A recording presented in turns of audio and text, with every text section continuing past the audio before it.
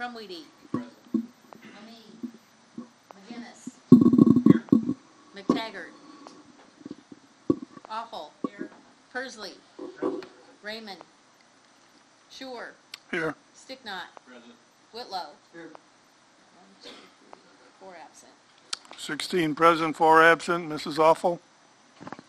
Mr. Chairman and fellow members, I'd like to introduce Pastor Love from the Calvary Lutheran Church here in Watseka.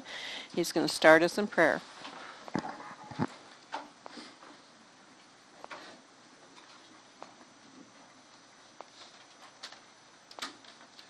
Thank you for the privilege and the honor. We pray, Almighty God, maker of heaven and earth, we praise you for your power and majesty that surrounds us this day in all your creation. We admit our ultimate dependence upon you and your blessing to all our efforts. Thank you for this opportunity to serve you and your people in these important offices. Bless us with a spirit of compassion, of courage, of commitment, and of clear communication. Grant us both respectful resolve and respectful restraint in the rigors of our duties. Grant insight, perspective, purpose, and persistence as we strive as a team to maintain and to make our community an even better place to live. Encourage us in the work of this community and the welfare of all. We praise and thank you for so many blessings in our community. And we thank you for those who serve here today. And thank you for our police department, fire department, our first responders, and all those who serve our community. Indeed, bless and guide us in things temporal as we look forward to things eternal. We pray all this according to your will, you who will call us all to account, you who work out all things to your eternal plans, you who are our ultimate Savior and Lord. In the name of our risen Lord and Savior Jesus Christ, your only Son and Savior. Amen. Amen. I pledge allegiance to the flag of the United States of America and to the republic for which it stands, one nation, under God, indivisible, with liberty and justice for all.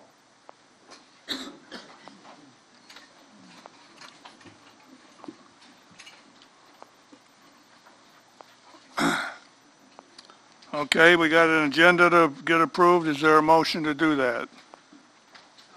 Mrs. Awful, is there a second? Mr. Curtis? All in favor say aye. Opposed, same sign. That motion carries. Approving the minutes of the September 12th, 2017 session. I believe everybody's had an opportunity to review those minutes. Is there a motion to approve? Mr. Hasbargen, is there a second? Mr. Bills? All in favor say aye. Aye. Opposed? That motion carries. Payroll. So moved. Mr. Crumweedy, is there a second? Mr. Sticknot? Is there any questions or discussion on the payroll? Seeing none, the clerk will call the roll, please. Anderson. Yes. Behrens. Yes. Bills. Yes. Kokenauer. Yes. Crow. Curtis. Hasbargen. Yes. Johnson. Crumweedy. Yes. Lemay. Yes. McGinnis. Yes. Awful. Persley. Yes. Shore. Yes. Sticknot. Yes. Whitlow. Yes. Alt. Yes. 17. That motion passes 17 to nothing. Are there any public comments? Mrs. Awful.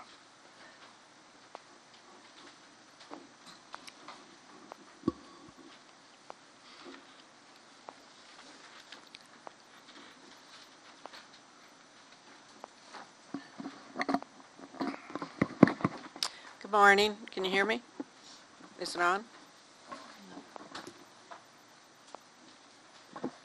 Okay.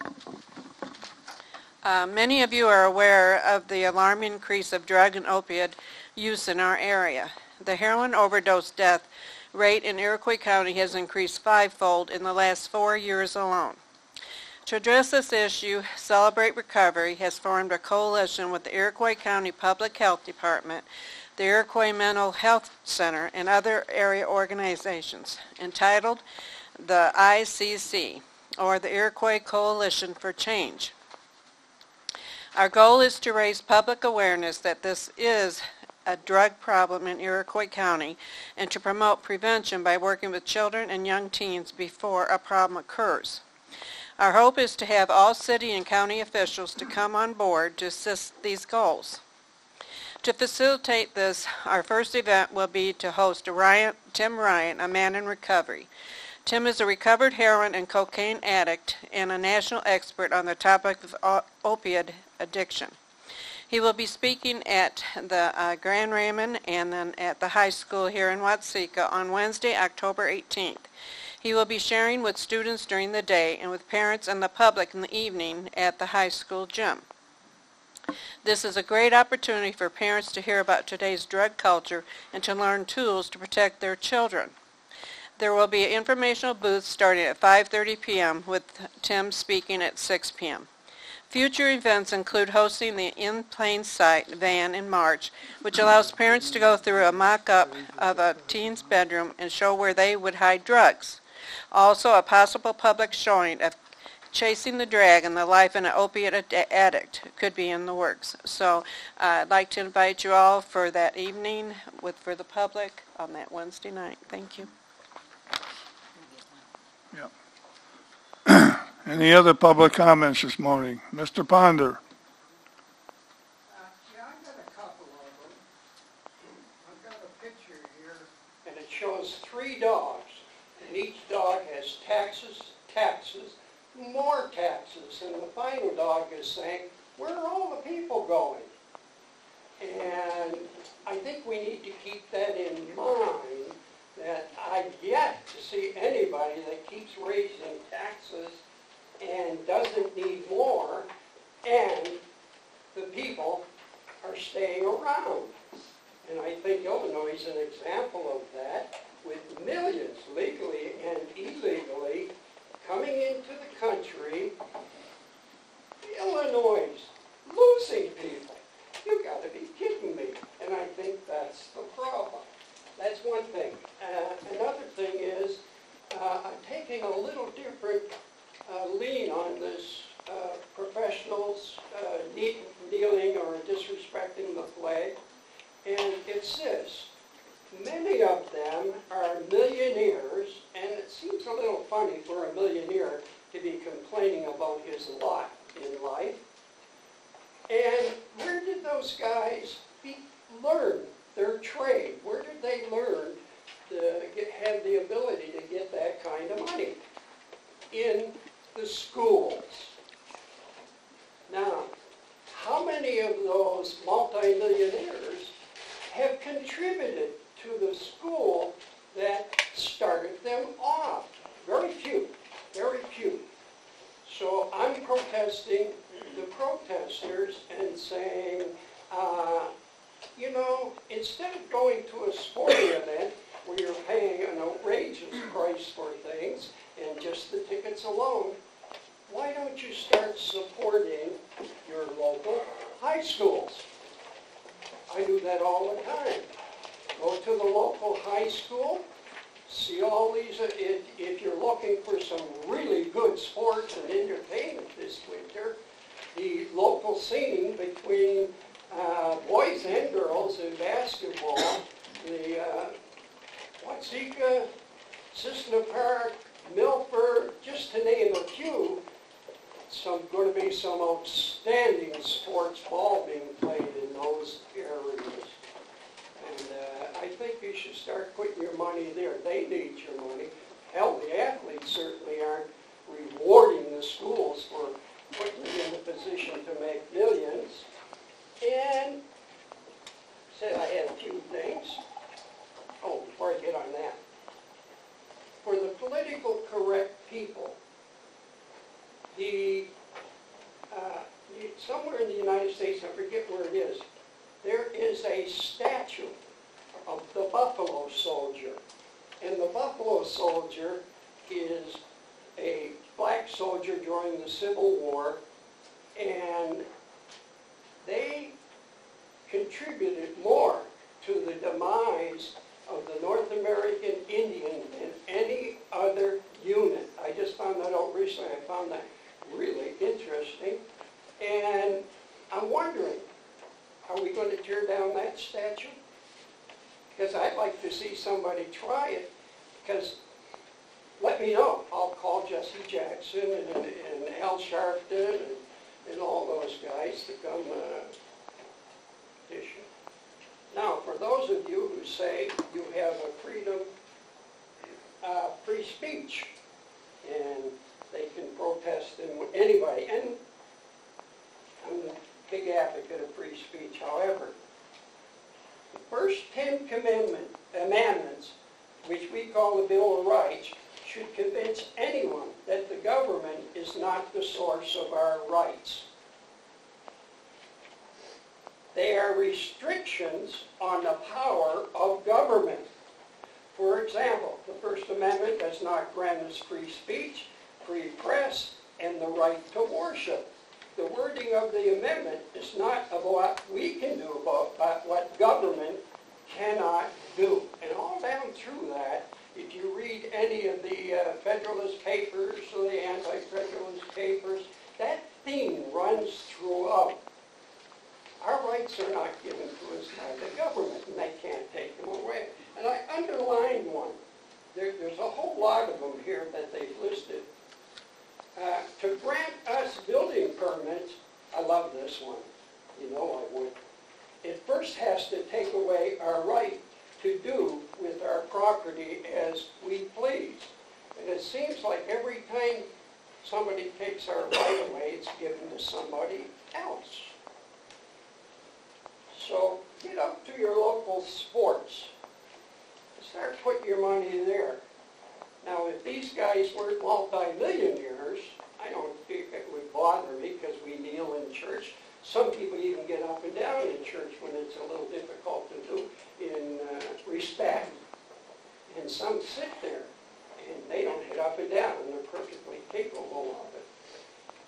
And I would suggest if any of you have input in the coming elections in the spring, that it appeared that it will be another orchestrated event, but I'm going to see if I can't get an article in the paper before that question is asked to all members of the county board or potential members, will you respect the flag and stand for it? If not, then I think a lot of veterans in this county would like to know that. So please make sure that gets on there. Thank you. Any other public comments? Seeing none, we'll move to the outside organization reports. Mr. Alt.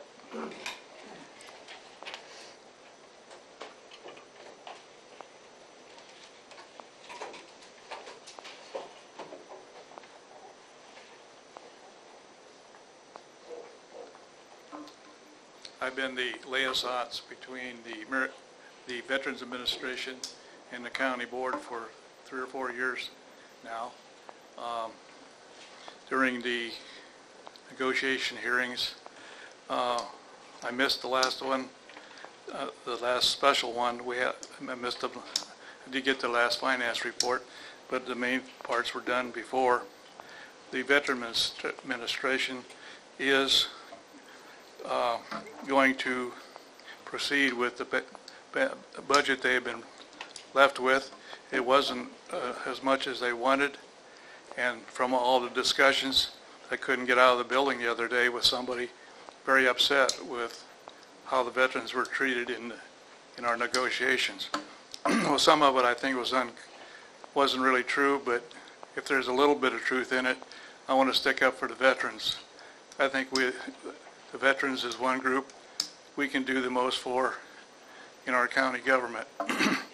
and rightfully so, because actually the Veteran Administration turns around and helps the county by bringing in outside money, I mean Washington D.C. money, not our state money, right back to the county.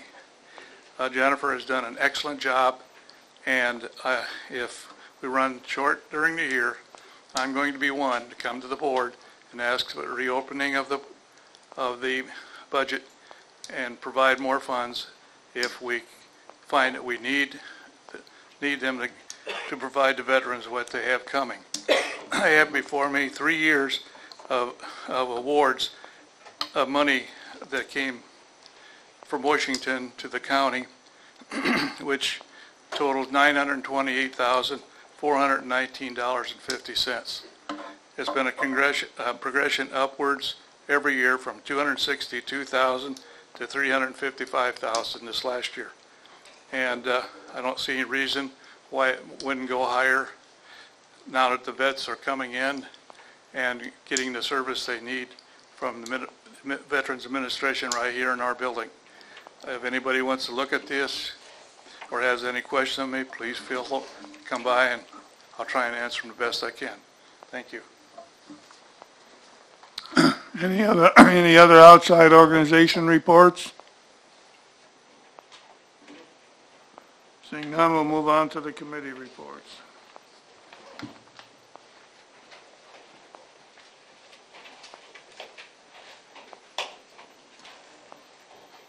Members of the county board, your committee to whom was referred policy and procedure would beg leave to submit the following report on the matters before them. Your committee met at the Administrative Center on September 28, 2017 at 9 a.m. Members present were Scher, Anderson, Barons, Bills, and Sticknott. Dan Raymond and Troy Crumweedy were absent. Also present, Finance Director Anita Speckman, County Clerk Lisa Fancher, Treasurer Mindy Coons-Hagen, State's Attorney Jim Devine, Probation Director Tom Latham, ICPHD Administrator Dee Shippert, EMA Director Eric Stacey, IEDA Director Ken Berrigree, County Board members Donna Crow, Larry Hasbargen, and Wendy Davis with the Times-Republic. The meeting was called to order. There were no public comments. The committee chairs gave their monthly reports. Highway Chairman Russell Bills reported the Highway Committee will review and approve claims. County Engineer Joel Moore will not be in attendance for the meeting. Finance Chairman Kyle Anderson reported a special finance meeting is being held immediately following today's policy and procedure meeting to discuss the fiscal year should be 18 budget. The October finance meeting will discuss the fiscal year 18 budget and the insurance bids received. Management Chairman Lyle Barons will discuss fertilizer for the county farm and open snow removal bids. The Judicial Committee will receive their monthly reports and continue discussions on ETSB. Tax Chairman Marvin Sticknath reported President of the 708 Board Mark Thompson will present to the Tax Committee. County Board Chairman John Scher informed the committee the revolving loan fund committee appointments will be made at the County Board meeting. Also, tentative agreement with ASME was reached on September 19. Scher stated he met with State's Attorney Jim Devine and Animal Control Dr. Youssef and was assured the Animal Control Department is stabilized. EMA Director Eric Stacey reported he completed the EMPG grant. Stacey also attended the IEMA Summit. Currently, Stacey is working on a healthcare tabletop exercise. The EOC Technology Grant for $17,800 was received. Scher asked Stacey for an update on the PA system. Stacey explained the system looks more complicated than what it actually is. However, there were technical difficulties, and the September County Board meeting cannot be posted to the website. There was no update on the Illinois Bicentennial Initiatives. There was no update on the arbitrator ruling on the telecommunicator contract. Scher discussed an email policy which was mentioned by Board Member Sherry Johnson at a previous meeting. Scher stated the current policy is not enforced, but Johnson would like to see that emails are distributed to board members when appropriate. Board Member Donna Crow commented she believes this stems from emails that were held from the board, and some of the items contain pertinent information. Devine noted this is a county board that operates out of committees, and not everything received has to be distributed to each individual board member. Sure suggested Johnson write up an email policy she would like followed for the committee to approve. Sure referred to the county's computer use policy and stated it does not include deleting emails. Devine said the matter would also have to be coordinated with the Local Records Act, and it would need to be determined what is county business and what is not county business. Sure said he would continue working on the matter. Sure and the committee discussed the contracts to fund joint dispatch. Monies are appropriated for this purpose. It was moved by Behrens and seconded by Bills to authorize the collection of fees to fund joint dispatch via an intergovernmental agreement. A roll call vote was taken. Motion carried. Sure reported no appointments to be made. Correspondence was distributed to the committee. The committee reviewed the claims. It was moved by Behrens and seconded by Sticknott to pay the claims subject to county board approval. A roll call vote was taken. Motion carried. During old business, Crowe just addressed the letter to the editor regarding animal control that was signed by the majority of the board and asked that it be part of the official record of the county. Sure stated he is not ready for that step yet. Devine said he never read Dr. Youssef's resignation letter and believes he intended to resign but changed his mind. Crowe asked for more clarity because her understanding was that Sticknott received the resignation letter from Dr. Youssef. Sticknott answered yes, he received the resignation and was planning to present it to the tax committee. However, Dr. Youssef rescinded his resignation. Devine added that Dr. Youssef never gave up control of his duties and no procedures were violated. Sticknott suggested the letter to the editor be read aloud at the tax committee. During new business, Sure informed the committee of changes to the water well ordinance that will need to be approved by the health committee. As there was no further business to come before the committee, it was moved by Anderson and seconded by Behrens to adjourn at 9:57 a.m. Motion carried by a voice vote, all of which is respectfully submitted, signed by all members present, and I move for its adoption. Mrs. Awful, second. Are there any questions or comments on the report? Mr. Lemay. I just, there's very little mention of what's in the joint fund dispatch agreement. Is there one already written, or is this just, we will collect money through an agreement? The agreements will be the same as has been done in past years. There's really no change to it other than the amounts. Any other questions or comments? Seeing none, the clerk will call the roll, please. Behrens. Yes. Bills. Is that a yes? Yes. Kokenauer. Yes. Crowe. Curtis. Hessbarden. Johnson. Crumweedy. Yes. Lemay. Yes. McGinnis. Yes. Awful. Yes. Persley. Yes. Sure. Yes. Sticknott. Yes. Whitlow. Yes. Alt. Yes. Anderson. Yes. 17-0. That motion passes 17-0. Mr. Anderson, Finance Committee. Mr. Chairman and members of the County Board, your committee to whom is referred finance will beg leave to submit the following report on the matters before them. Your committee met at the Administrative Center on September 28, 2017 at 9 a.m. Members present, Anderson, Bills, Curtis, Johnson, McTaggart, Alt, and Raymond were absent. Also present, County Board Chairman John Scher, Finance Director Anita Speckman, State's Attorney Jim Devine, Treasurer Mindy Kuhn-Hagen, County Clerk Lisa Fancher, Probation Director Tom Latham, ICPHD Administrator Dee Shippert, EMA Director Eric Sacy, John Wilkening, County Board members Donna Crowe and Larry Hassbargen, and Wendy Davis with the Times Republic. The meeting was called to order. During public comments, Larry Hassbargen informed the committee the recycling event will be held on October 21st at the Big R parking lot from 8:30 a.m. until 3:30 p.m. The FFA has volunteered to help again this year. The committee discussed the FY18 budget, beginning with the Veterans Assistance. John Wilkening approached the committee regarding the setup of the Veterans Assistance Office, stating there are issues with confidentiality because clients have to sit in the hall.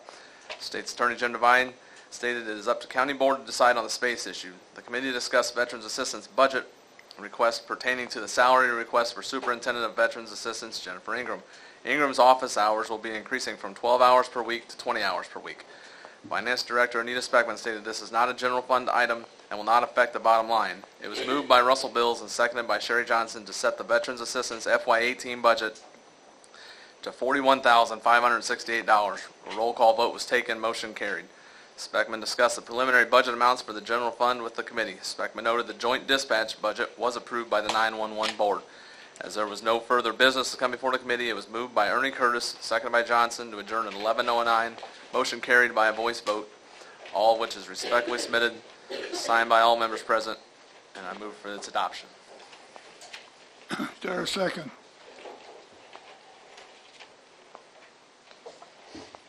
Seconded by Lyle Behrens. Are there any questions or comments about the report? Yes. The money they receive is set by levy, tax levy, correct? So there's no way that could be reopened. The levy or the budget? Their budget is set by levy, so you have to approve a levy for that budget. The levy will come up, the next year's levy will come up here in a month.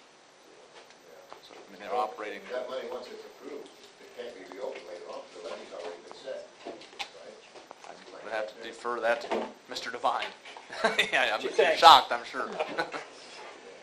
Yeah, I mean, once the levy's approved, that's it for the next year. So if there's going to be money to be found, you'll have to find it somewhere, if that's what you want to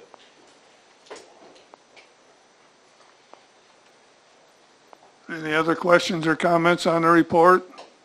Seeing none, the clerk will call a roll. Bills. Yes. Tokenhour. Yes. Crow. Yes. Curtis. Yes. Askarden. Yes. Johnson. Crumwiggy. Yes. Lemay. Yes. McGinnis. Yes.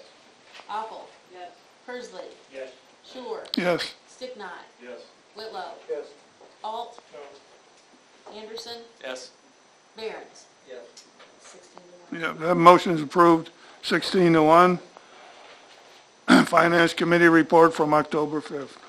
All right, I'm going to read this one, then we'll have a separate motion for the insurance and the budget, and probably the body of the report. That way they're all taken care of.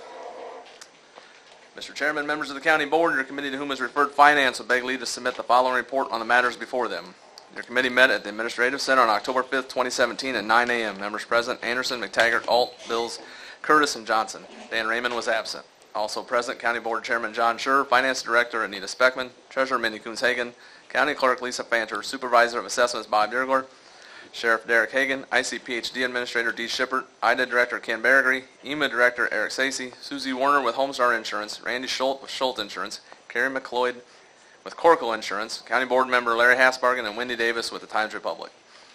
The meeting was called to order. During public comments, Larry Hasbargen informed the committee that recycling event will take place on October 21st from 8:30 until 3:30 p.m. The FFA has volunteered to help again this year. Hasbargen would like the county board to make a donation to them like was done last year. Also, the city of Waseca has offered to pay half of the upfront costs, which were $2,500. Hasbargen said there is a list of 25 items that won't be accepted, and he would like this list posted on the website. Randy Schultz of Schultz Insurance reported no activity for the month. Susie Warner of Homestar Insurance reported the benefits fair dates have been set for November 16th and 17th for employees for open enrollment on medical, dental, and vision. Warner also received the renewal for the Medicare Advantage plan the retirees are on. The renewals have increased slightly. Finance Director Anita Speckman noted the retirees pay 100% of the costs, and their renewal is January 1st. It was moved by Michael McTaggart and seconded by Russell Bills to approve the renewal of the Medicare Advantage plan for the retirees. Roll call vote was taken. Motion carried. Speckman and the committee reviewed the insurance bid comparison spreadsheet prepared by Speckman. Carrie McLeod with Corkle Insurance gave an overview of the agency and the services provided. Speckman explained she took the 3 proposals received and compared them on a spreadsheet. She contacted the bidders with questions. Once all her questions were answered, she contacted an agent who had no interest in the bidding and has no connection with the bidders, and they reviewed the spreadsheet and bids together.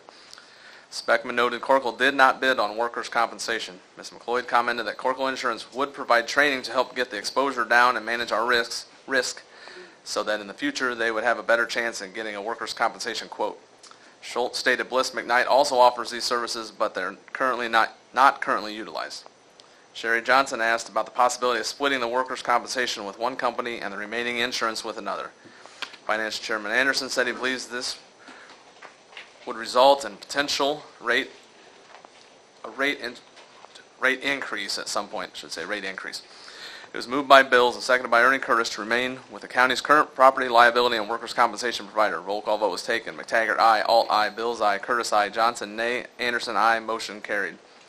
Speckman distributed an overview of the FY18 budget. EMA Director Eric Stacy approached the committee regarding reductions that were made to his budget. In addition to the $2,000 reduction after receiving the EOC technology grant, another $2,940 reduction was made to his budget. This includes $615 to office expense, $225 to education and dues, and $2,100 to radio maintenance. Stacy expressed the need for the $2,100 in radio maintenance, stating monthly drills are held and the equipment doesn't work correctly. Sheriff Derek Hagan proposed the expense could be classified as a ETSB expense and suggested Stacy bring the issue to the 911 ETSB board during their next meeting. Speckman explained the changes made to the FY18 budget, leaving a positive balance of $5,432.58. It was moved by McTaggart, seconded by Bills to post the FY18 budget. Roll call vote was taken. Motion carried. The department heads gave their monthly reports. They are as follows. EMA Director Eric Stacy reported he was awarded the EOC technology grant. Sheriff Derek Hagan reminded the committee of the possibility of purchasing a squad car from the contingent line if possible. Also, he interviewed a current officer for a position in the county. Speckman confirmed with Hagan that if the request for the squad car is approved, that the car will be in service by November 30th to meet this year's budget. Hagan said the November 30 date is not a problem. IDA Director Ken Berrigree informed the committee there are some bankers interested in serving on the loan review committee for the revolving loan program. The committee reviewed claims. It was moved by McTaggart and seconded by Alt to pay the claims subject to county board approval. Roll call vote was taken. Motion carried. As there was no further business to come before the committee, it was moved by Alt, seconded by Curtis to adjourn at 10 a.m. Motion carried by a voice vote, all of which is respectfully submitted and signed by all members present. What do you want to do first? Approve the body of the report. The body. I'll make a motion to approve the body of the report, seeing as how on the full board agenda there's other items. Seconded by Russell Bills. Are there any questions or comments about the body of the report? Seeing none, the clerk will call the roll. Kopenauer. Yes. Crow. Yes. Curtis. Yes. Hasbargen. Yes. Johnson. Krumwiede. Yes. Lemie. Yes.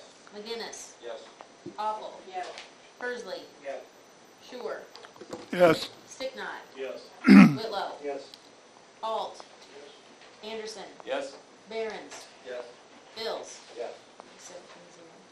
That motion's approved 17-0. Now we'll do the motion for the insurance. You want to do the insurance?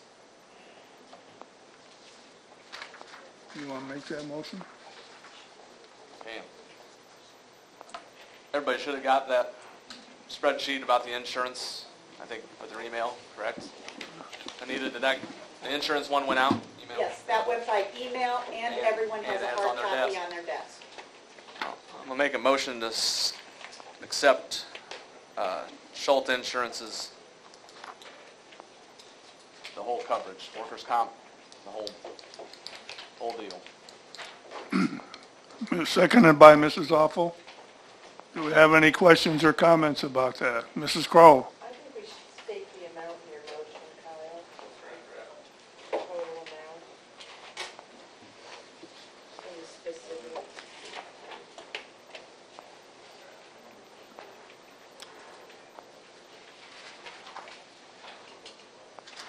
Did everybody hear what Mrs. Crowe had to say? We're gonna put the numbers in there. The total is, correct me if I'm wrong, I'm reading it 276,652 for the whole amount. I mean, this whole handout should probably be put in the minutes or in the full board minutes, so it's there. That's okay with everybody. So the big one was Corkle didn't bid the work comp. There was discussion about dividing it out, taking their liability and other insurance, and then using Bliss or Schultz work comp. I think that could result in some increases coming quicker than we would think, but maybe not either. That's just my opinion.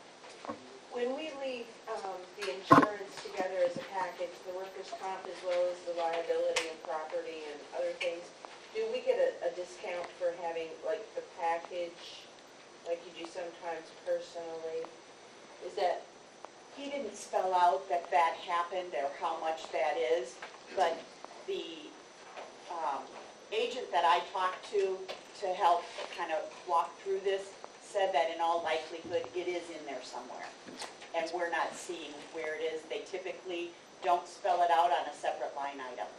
And he did say that would more than likely go away if you split it.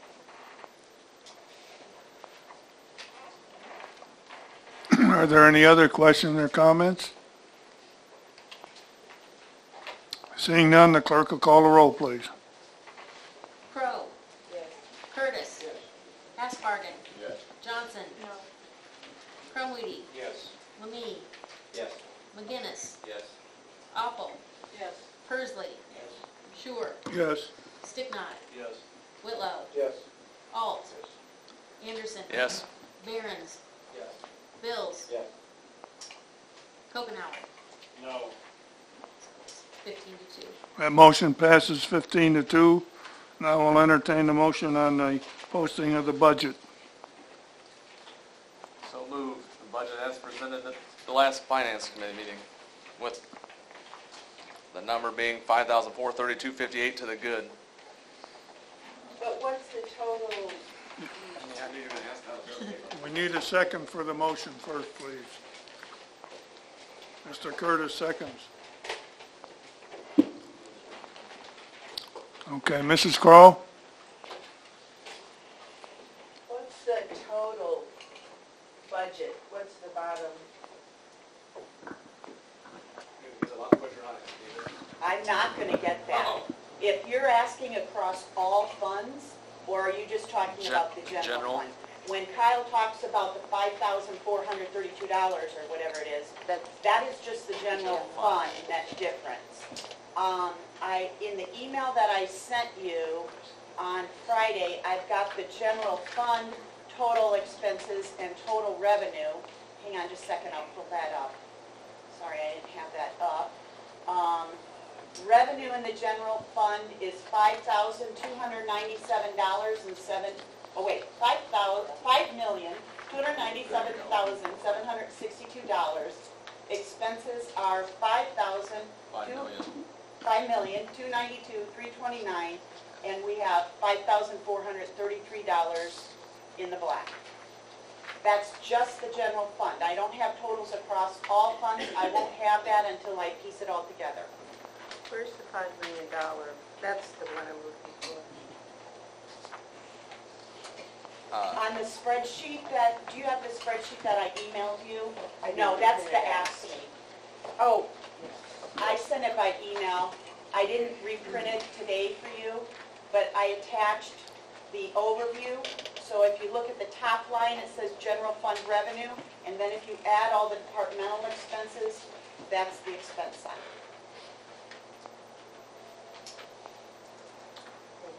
Are there any other questions about posting the budget? While we're on it, Mindy brought me what appears to be, correct me if I'm wrong, it's been vouchered, is that Correct, right. for the public safety money? $30,510.93. Is how much we will receive. There you go. And Kyle, do you see that $622.67? Admin That fee. is a monthly admin fee that the state keeps. That has already been taken out of the $30,510. And they will have that admin fee each month. That amount was for the quarter? No, July, Now, that the state received in August. had a brief 1 month. discussion at 3 till 9, trying to figure out what the number is, because we put in 200 revenue, 200 expense, not knowing. You could guess, but now we need to put a number in there that's somewhat accurate. I mean, we're not going to know for sure until you had maybe a year or two trend down the road, but we need to get a little closer than 200 if we're pretty evident that it's not going to be 200. You know, I don't know if you want to multiply it by 12, because, you know, retail kind of dips down in the winter. I'm not so sure. I don't know what the number is, but I'm sure Anita would love input. Or Mindy deals with all the state stuff all the time. Do you think multiplying by 12 is a good idea, or do you stay I think conservative? anywhere between 300 and 350 is a safe bet. Right. Annualized, the 30,510 annualized is 366. So if you back it down a little bit and say, I think Mindy's right, somewhere between 300 and 350, we're good. I don't know that I go 350, maybe 325. Yeah. At this point, with no history, it's a guess. We have a 1-month history. Yeah, July. 3 minutes before 9. On Yeah, the day. yeah. Hey, we got to get it going. Again, things are always up in the air. Russell?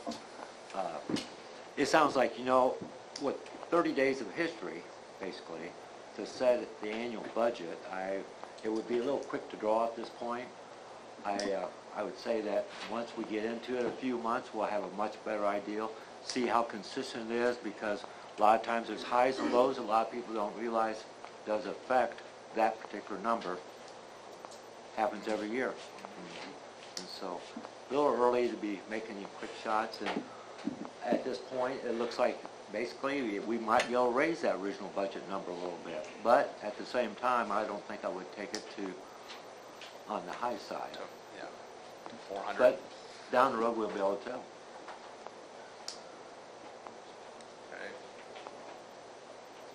3 1/4.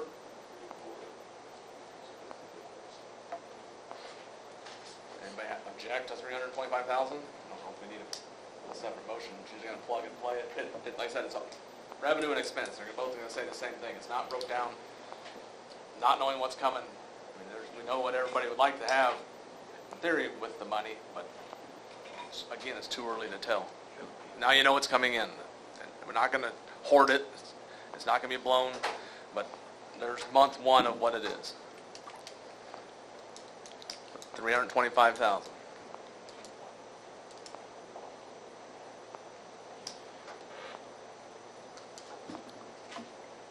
I'd like to leave it where it is till we know more about it. But I mean, that's up to the others. Mr. Chairman. Right now we have a budget that we have on file. In 30 days, we'll get another update. We'll get a little bit more clarity. And at that point, at the same time in 30 days, we will finalize our 018 budget. And so at that point, if we do need to make a last minute change, that's when we'll do it. Because we'll have at least 60 days of history to try to base something off of. Is that a substantial change? That's a good question. That's knocking It's a on the substantial door of number. a substantial change, in my Yeah. opinion. So,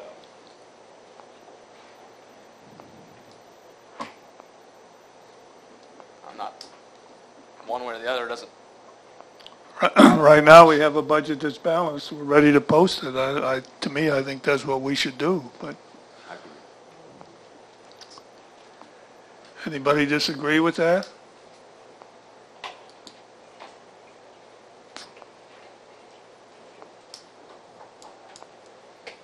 Speak now or? I don't think it's going to make much of a difference. It's not going to get, you're not going to start dipping into it right away until there's some sort of balance there. We got a motion and a second to post the budget. If there's no further questions or comments, the clerk can call the roll. Curtis. Hasbarger. Yes. Johnson. Crumley. yes. Manee. Yes. Dennis. Yes. Awful. Yes. Persley. Yeah. Sure. Yes. Sticknot. Yes. Whitlow. Yes. Alt. Alt. Yes. Anderson. Yes. Barons. Bills. Yes. Okenauer. Yes. Crow. Yes. That passed 7-0. Negotiations. Your committee, to whom was referred negotiations, would beg leave to submit the following report on the matters before them. Your committee met at the Administrative Center on September 19, 2017 at 10 a.m. Members present were Sure, Sticknot, and Alt. Kyle Anderson and Dan Raymond were absent. Also present were AFSCME members Susan Vegovich, John Smith, Kevin Woodby, Yvonne Amon, Jody Billings, Debbie Plunkett, Alona Eads, and Angel Jurek. Finance Director Anita Speckman, Board Labor Legal Representative David Hibben, FSME Legal Representative David Beck, State's Attorney Jim Devine, and Circuit Clerk Lisa Hines. The meeting was called to order. The meeting met to discuss ongoing negotiation activities. The meeting adjourned at 2 p.m. All of which is respectfully submitted. Report is submitted for information, not necessary to vote on. What we do need is a motion to approve the contract agreement that was reached with the ASME. And so I move that that agreement be approved. Is there a second? Mr. Whitlow seconds. Do we have any questions or comments about the contract? Spell it out in the minutes. It's all spelled out here in what Anita has sent out to every board member and again repeated this morning, so. Are you going to make it part of the record? I can't hear you. Are you going to make it part of the record? Yes, ma'am. I mean, put that in with the record? Yes, ma'am.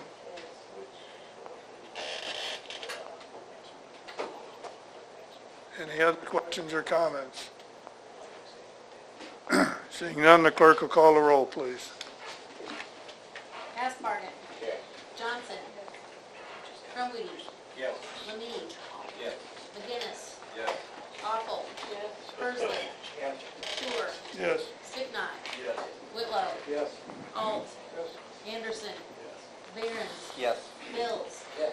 Kokenauer. Yes. Crow. Yes. Curtis. That motion passes 17-0. Mr. Behrens, management. Mr. Chairman and members of the County Board, your committee to whom was referred management services would beg leave to submit the following report on matters before them. Your committee met at the Administrative Center on October 2nd, 2017 at 9 p.m. It says 9 p.m. It was 9 a.m. Members present: Behrens, Alt, Hasbargen, Johnson, McGinnis, Awful. Kevin Bowman was absent. Also present: County Board Chairman John Schur, Finance Director Anita Speckman, Maintenance Supervisor Chris Drake, ICPHD Executive Assistant Cheryl Davis, Head Start employees Odette Hyatt Watson, Brownwayne Teague Hernandez, Amy Bell, and Savannah Fosnaw. County Board Member Donnie Crow and Wendy Davis with Times Republic. The meeting was called to order. There were no public comments. Management Chairman Behrens opened the snow removal bid received by Trent's Lawn Care and Snow Removal. The bid read as follows. 1-year bid at $125 per hour plus 55 cents per pound for salt, or a package bid for 1 year of $15,425. The committee questioned the package bid price as to whether or not salt is included. Maintenance Supervisor Chris Drake contacted the vendor and verified that salt is not included in the package bid price. The committee continued to hold discussion on snow removal, including paying $125 per hour rather than a yearly contract. Other members of the committee preferred a flat rate contract.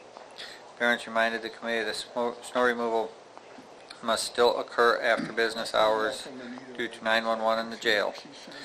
Shoveling the sidewalks is also a factor to consider when paying $125 per hour rate.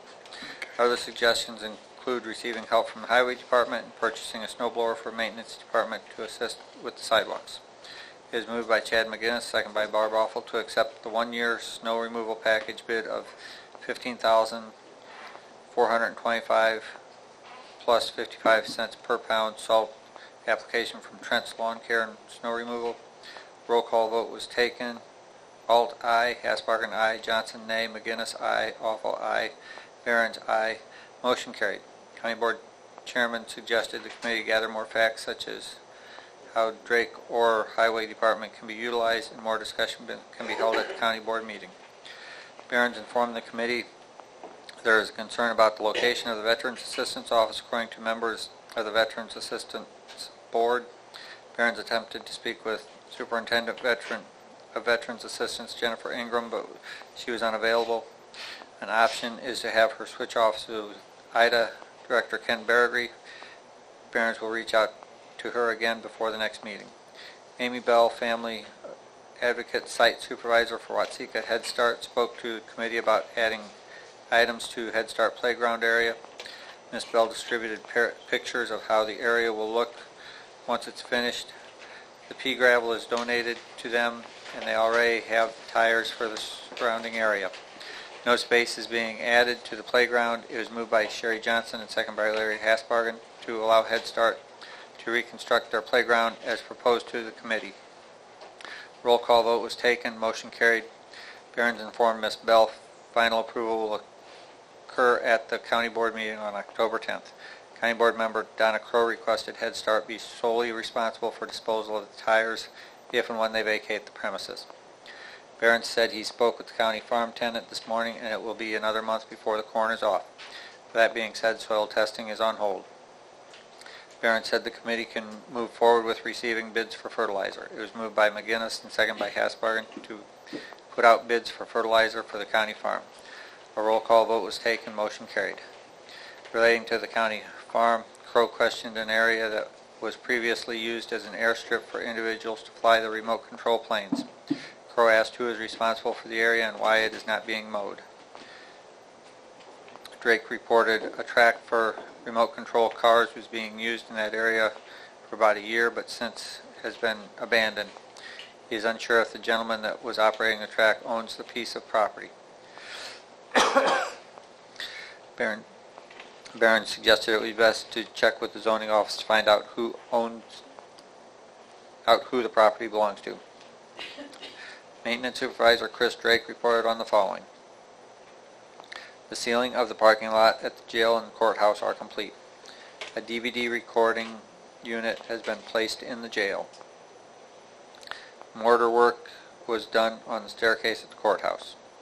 A vendor was called to work on a toilet at the jail due to something being flushed by an inmate. Barron suggested Drake look into the cost being charged to the inmate. Ballots were replaced in the USDA office. The fire alarm panel was replaced and the cost came in considerably lower than expected. Replaced a battery maintainer for a generator in the administrative center. Johnson asked Drake if he has checked with other vendors for the purchase of paper towels and toilet paper. The costs with the current vendor appear to be high. Drake said he has looked into it, but we can't lower the cost without switching to a lower quality product. He doesn't suggest going that route. Barron's asked Drake to look into the option of hand dryers. Drake said they are approximately $400 to $800 each plus installation. He will provide more information at the next management meeting. The committee reviewed the claims. It was moved by Awful and second by McGinnis to pay the claims, subject to county board approval. Motion carried by a roll call vote.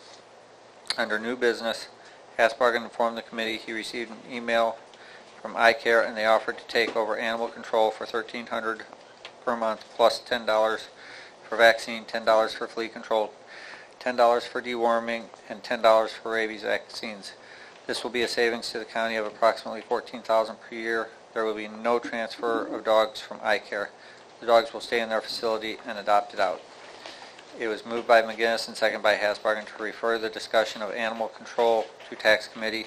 Motion carried by voice vote. It is moved by Charlie Alton, seconded by Awful to adjourn the meeting at 9:54 p.m. Motion carried by voice vote, all of which is respectfully submitted, and I move for its adoption. There's a motion on the floor to approve the management report. Is there a second? Mr. Alt seconds.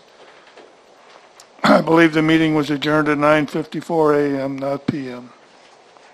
Any other questions or comments on the report?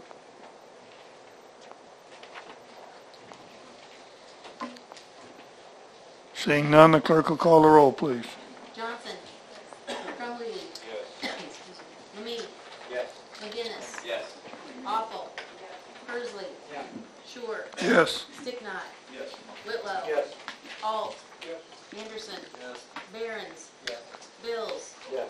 Hogenauer. Yes. Crow. Yes. Curtis. Hasbargen. Yes. The motion is approved 17-0. Tax Committee report, Mr. Sticknot. County Board recess session, October 10, AD 2017. Mr. Chairman and members of the County Board, your committee to whom was referred tax would beg leave to submit the following report on the matters before them. Your committee met at the Administrative Center on October 3, 2017 at 9 o'clock a.m. Members present were Sticknot, Crumweedy, Kokenauer, Offal, Persley, and Whitlow. Michael McTaggart was absent.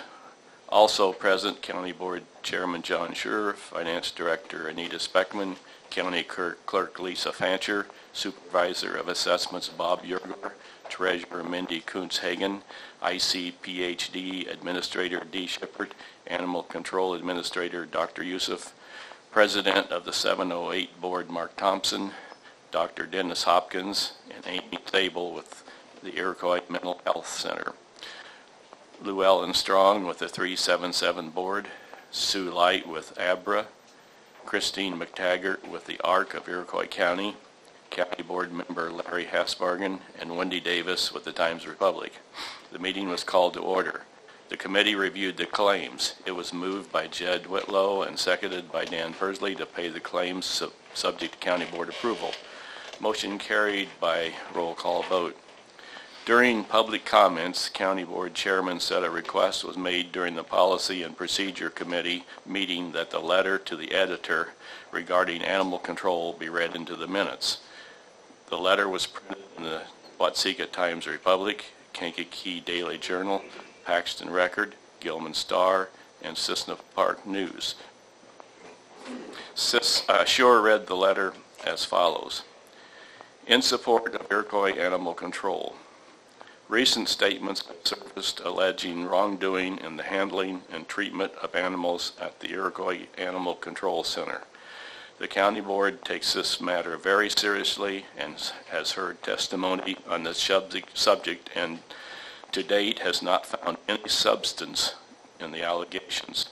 In fact, it appears that the laws of Illinois are being followed correctly so that animals receive excellent care as well as diagnosis of injuries, diseases, and proper treatment when brought to the Animal Control Center.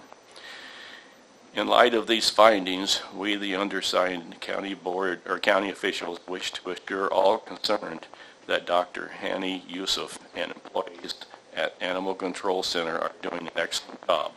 Further, the county board will continue to closely monitor the important service provided by Animal Control. Signed by Russell Bills, John Schur, Kevin Kokenauer, Barbara Appel, Marvin Sticknot, Lyle Behrens, Troy Crumley, Vince Lemie, Ernest Curtis, Gerald Jed Whitlow, Michael McTaggart, Chad McGinnis, Charles Zalt, and Kyle Anderson. Schur noted that board members Kevin Bowman, Donna Crow, and Dan Bursley reached out to Dr. Yusuf privately to show their support. Schur said it appears there has been some activity with a small number of individuals that are trying to assume control of animal control from Dr. Yusuf, and he can only conclude that this is for their own personal gain. County Board Member Larry Hasbargen stated 3 of the signatures on the letter were obtained at an illegal meeting organized by Schur at McDonald's. Sticknot assured Hasbargen the meeting was not illegal. There were no more than 2 people present at the table at one time that belonged to the tax committee. Barbara Offal and Kevin Kokenauer agreed the meeting was not illegal. Sticknot said he made sure to leave when it appeared a quorum would be present. The department heads gave their monthly reports. Treasurer Mindy Kuntz-Hagen reported just over 1,000 pieces of certified mail went out last Friday, reminding individuals to pay their real estate taxes. Publication for the newspapers is in process, and the tax sale is scheduled for October 30th. County Clerk Lisa Fancher gave the committee information regarding the surplus property auction that was held on September 13th. There were 99 parcels offered at the sale and 54 of the parcels sold. Of the 54 parcels, 32 of them sold at the minimum bid amount. The trustee now has the option to sell these parcels that didn't sell at the auction.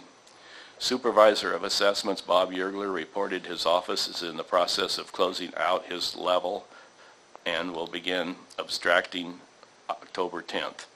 Once that is complete, they will move on to equalization.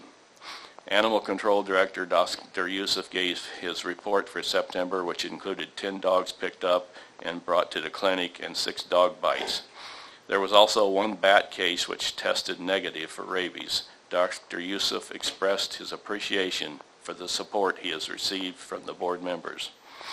Sticknot addressed last month's request from Dr. Youssef regarding paying his nurses from the low-cost spay and neuter fund. There are times when the nurses must work overtime to care for the animals after the surgery. Sticknot said he spoke with State's Attorney Jim Devine, and he didn't believe there would be a problem paying those expenses from this fund. Dr. Youssef thanked Sticknot and the committee for the offer, but said he does not need the funds to pay the nurses. Although Dr. Youssef declined the offer, Sticknot suggested a motion be made for this purpose to allow future use of the fund. It was moved by Offal and seconded by Whitlow to allow the expenses of Dr. Youssef's nurses to be paid out of the low-income spay and neuter fund. Motion carried by a roll call vote. The committee began discussion of the fiscal year 17 levy. Llewellyn Strong with the 377 board reported their board met last month and is submitting a request to the tax committee to levy the maximum amount allowed by law, which amounts to $545,000.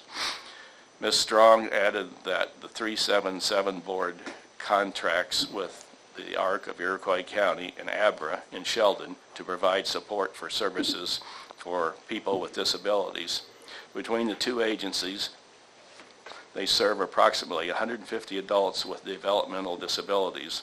Ms. Strong noted that she was informed by the ARC and their staff that their staff has not received wage increases in 9 years. Christine McTaggart with the ARC of Iroquois County spoke to the committee regarding a statewide campaign that was started by developmental disability agencies called They Deserve More. Ms. McTaggart explained the average wage for a direct support professional is $9.35 per hour throughout the state.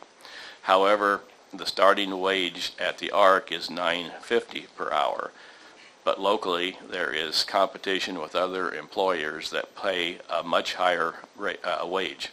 The two agencies combined employ roughly 200 employees. In the most recent budget that was passed on July 6th, it was mandated to give employees a 75 cents per rate increase. Their agencies are in the process of figuring out what revenues are coming into the agencies to make sure they are able to support these increases. The turnover at their agency is approximately 38%. President of the Stevens Board, Mark Thompson, addressed the board regarding their levy request, explaining the money requested is used to help fund the Iroquois Mental Health Center. Their board meets quarterly and receives financial reports from the Iroquois Mental Health Center. Mr. Thompson said the amount requested this year is $585,000. Dr. Dennis Hopkins with the Iroquois Mental Health Center spoke to the committee about the history of mental health and the services the Iroquois Mental Health Service offers. Iroquois Mental Health Center provides service in Watseka as well as 11 satellite locations. Dr. Hopkins noted there were 17,636 service hours provided by the center during its fiscal year ending June 30, 2017.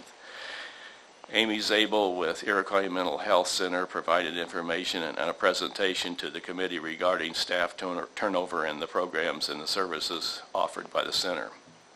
Finance Director Anita Speckman distributed 2017 levy worksheets to the committee. She explained the worksheets provide 3 scenarios, which Yergler will speak to the committee about.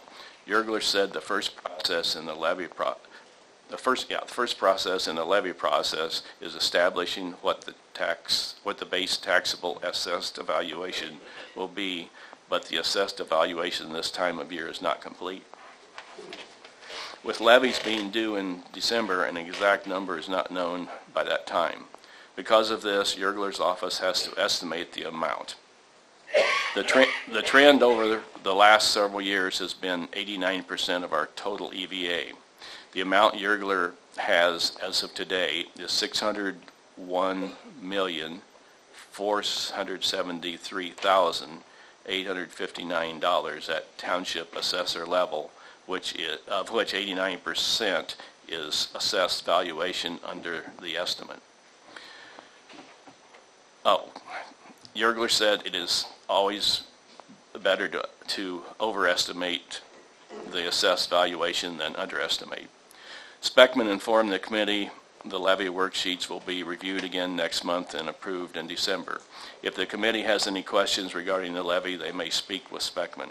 As there were no further business to come before the committee, it was moved by Awful and seconded by Persley to adjourn the meeting at 10:20 a.m. Motion carried by voice vote, all of which respectfully submitted and signed by those present. And I move for its adoption. So a motion on the floor to approve the tax committee report, seconded by Mr. Persley. Are there any questions or comments about the report? Seeing none, the clerk will call the roll, please. Crumweedy. Yes. Lamid. Yes. McGinnis. Yes. Awful. Yes.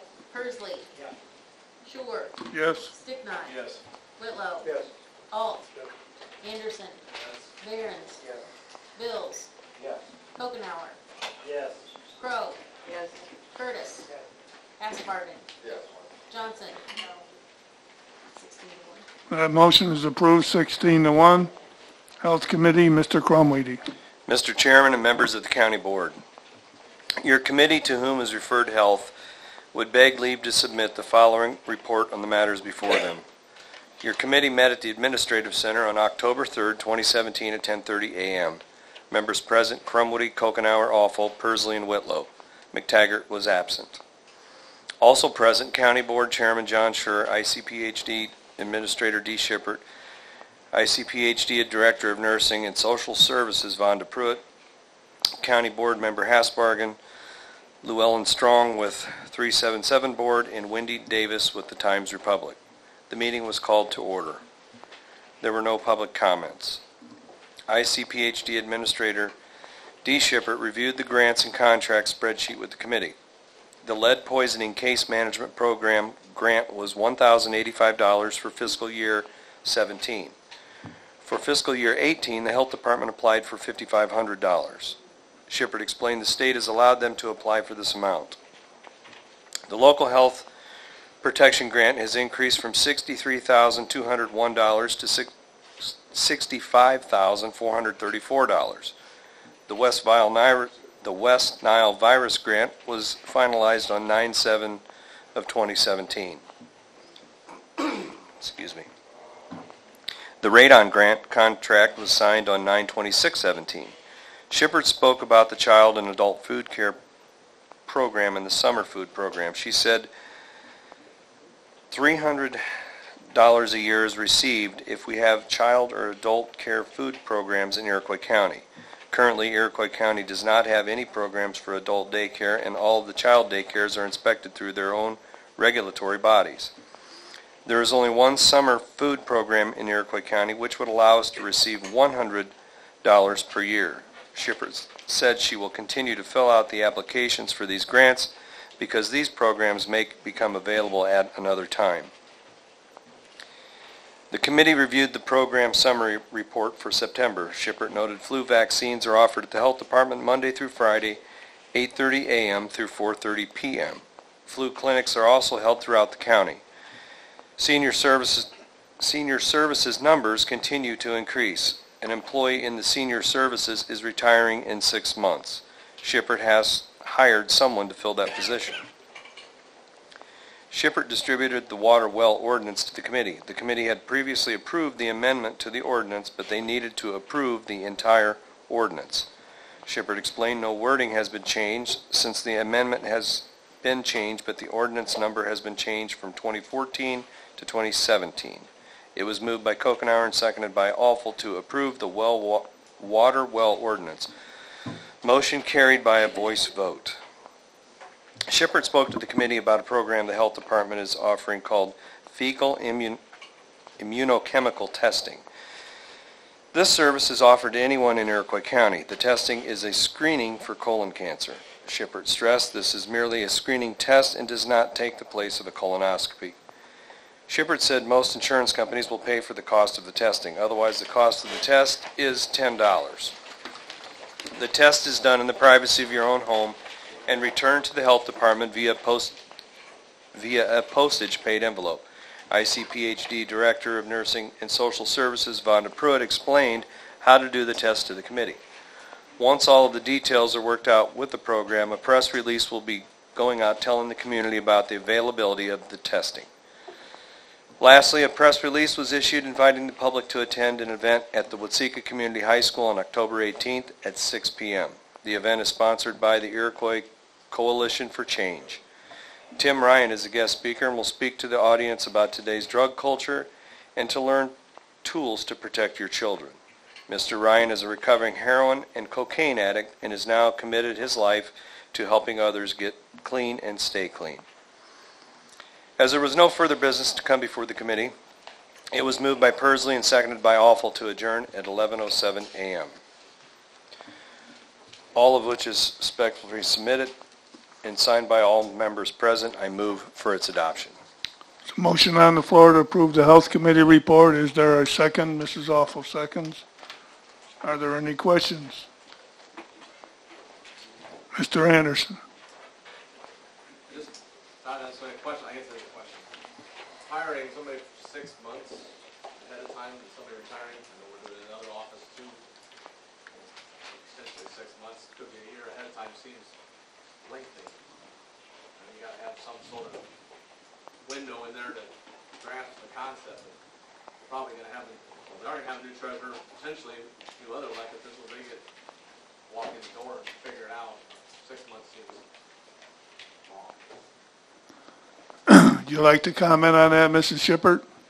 Well, I just hope that the county board members realize that senior services isn't just one program. It's the CCU, CCP program, it's adult protective services. There are a lot of different trainings that have to go on for this person.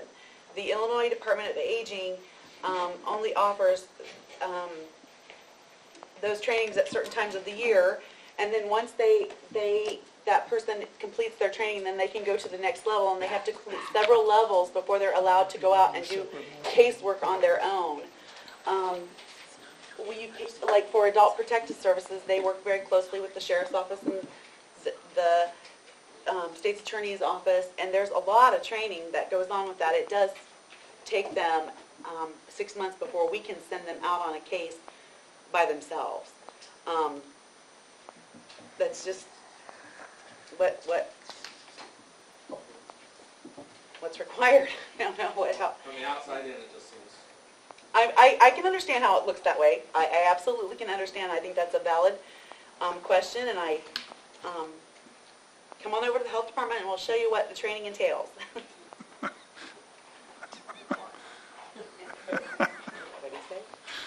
Are there any other questions or comments about the Health Committee report? Just like to remind everybody, when we vote on the report, we're also voting to approve this ordinance on the water wells. If there's any no further questions or comments, clerk will call the roll, please. Lemay. Yes. McGinnis. Yes. Awful. Yes. Persley. Yes. Stewart. Yes. Sticknot. Yes. Whitlow. Yes. Alt. Anderson. Yes. Barron. Yes. Bills. Yes. Hokenhour. Yes. Crow. Yes. Curtis. Asbarden. Johnson. Crumweedy. Yes. Motion's approved, 17-0. Judicial and Public Safety Committee, Mr. Behrens.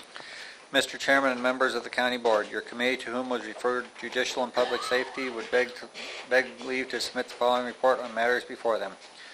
Your committee met at the courthouse on October 4th, 2017 at 3 p.m. Members present were Behrens, McGinnis, Crow, Curtis, Lemay, Awful, and Whitlow.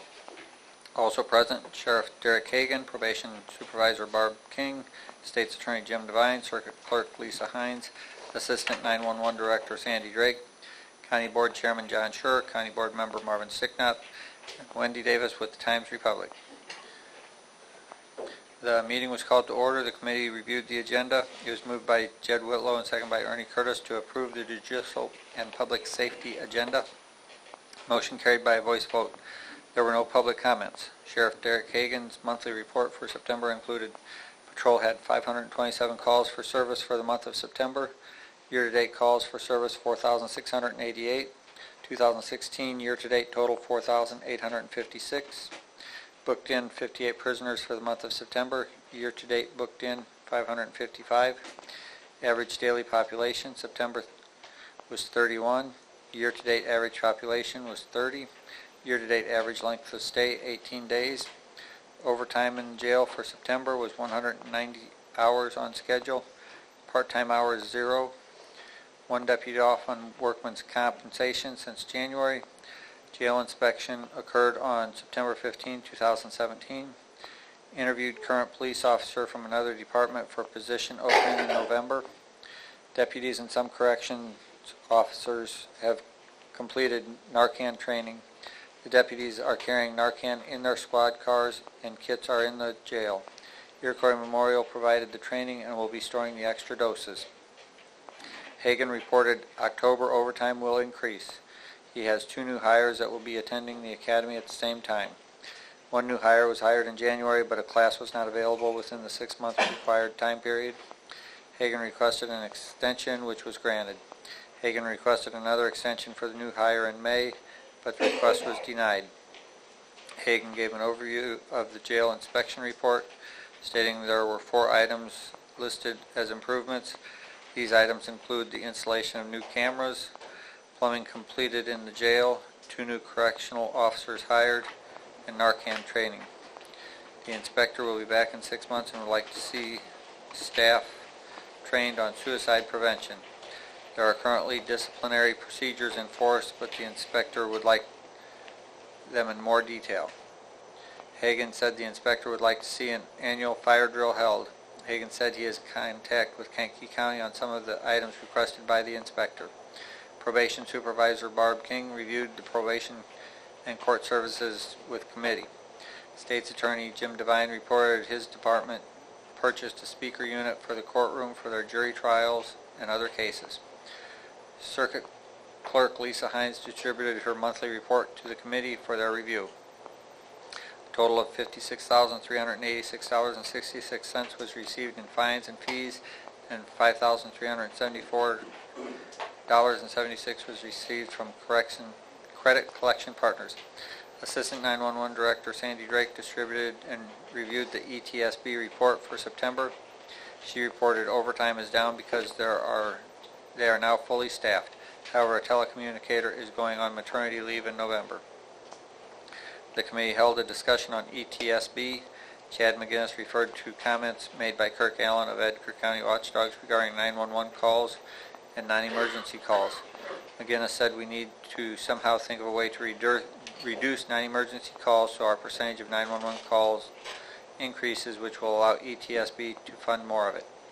Drake noted the funds in ETSB aren't endless just because the percentage increases. Regarding the ordinance, McGinnis said he has revisions to make.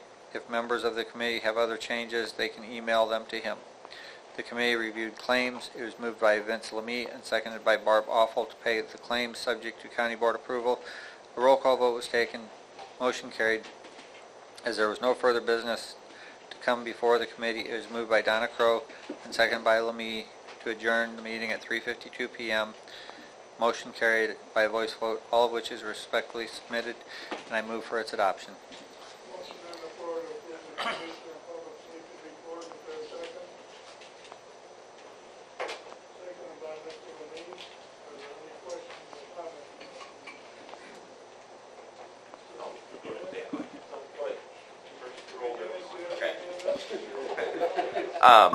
Is this on? Yeah. Okay. Regarding the ETSB ordinance, anyone in here, if you have some suggestions, you can email me. But I'm just curious, what's the status with our merger of 911 into Livingston County? Where are we at with that? Where are we at with that? Yes. I'm not sure I understand your question. I'm just asking, What merger are you talking about? merging our 911 into Livingston County. There were some inquiries made with Livingston County about that, there never was anything formally done. Okay. I'm just asking because I know you met a couple times with them and they're researching grants and we've heard nothing from you telling us that there's even discussion so we can explore. You've met twice. You met here. You met there. You've had conference calls. You haven't had any conference calls? Yes, those conference calls had nothing to do with what you're talking about. Oh, they didn't. Okay. Is that... Calls involved Mr. Batterville, our state representative, and possible change to the state station. Livingston County was interested in the same. They were invited to participate in it, so I did not invite them. No, but the notes from the calls show that you were talking about it. I mean, I'm reading right here from the notes that Angela Crawford sent out that where you asked her to keep this totally confidential. And on July 17th, Randy from Livingston met here. Randy's going to look into grants. Angel's going to do some research. Randy and John spoke earlier this month. Iroquois County's main struggle, 911, is labor union. Livingston County's getting ready to open negotiations. Talked about changes under dispatch. And then Randy hired a mapping consultant, and he said the person also will have to address the system, the maps with Ford and Iroquois counties to make sure they're up to date. So you're saying the conference call never talked about it, but here are the notes from the conference call. I don't believe that's correct. They said they can't hear you. Can't hear you. I'm talking right up to the microphone. You can't hear back there? No. About this one. This one working? It's working better? Yes. Okay. So for the record, you're saying that you never discussed anything with these conference calls regarding merging our 911 into Livingston County. That's correct. That was not the purpose of those calls. So you never discussed it.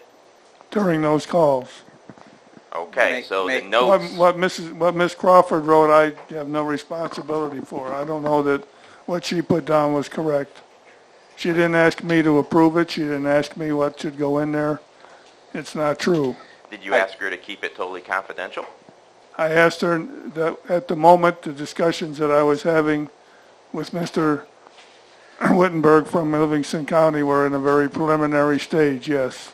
So being that this was emailed to you, was it ever going to be put in the county record? Can I... Being what was emailed to me?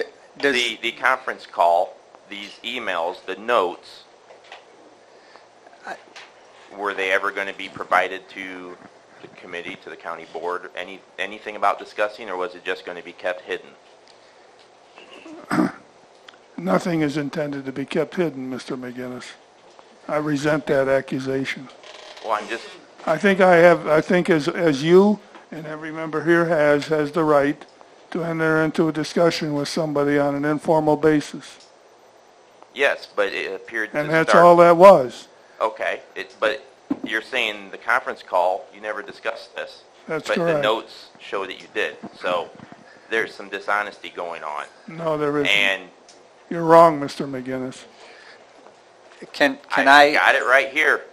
Can I ask Mr. State's Attorney, does this fall under basically the same reasoning you had during policy procedure, that we work as committees and there are some things that don't always come before the full board because they're preliminary and such?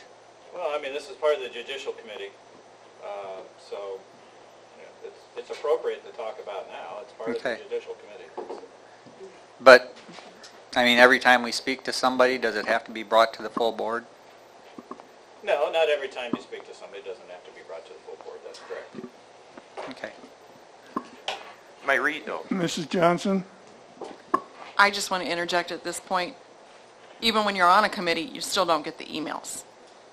That's still an issue. So don't go back to the committee thing, because when you're on the committee and people are talking about emails that you haven't received, that's an issue. Mr. Whitlow. I think don't you think even the inference, even the suggestion of talking to Livingston County, don't you think maybe the judicial committee should have some knowledge of that, if there's even a thought of it? And it doesn't say much about keeping jobs in Iroquois County. Mrs. Crowe. Were any members of the... I turned it on, Russ. Were any members of the ETSB board involved in these discussions? Not that I'm aware of. Did you consider the possibility of considering making an ad hoc committee to explore this and making it transparent before everyone? If it had reached the level of anything being seriously that could happen, that would have been done, yes.